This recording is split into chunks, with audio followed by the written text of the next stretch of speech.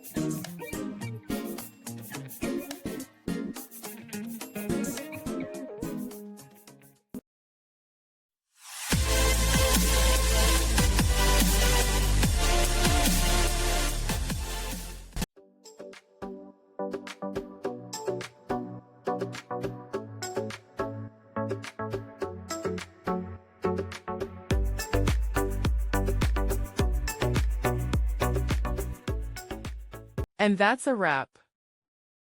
I hope you found the answer you were looking for. If you did, take a second to hit that subscribe button. It really helps out. And let me know in the comments which solution worked best for you. See you next time in the debug zone.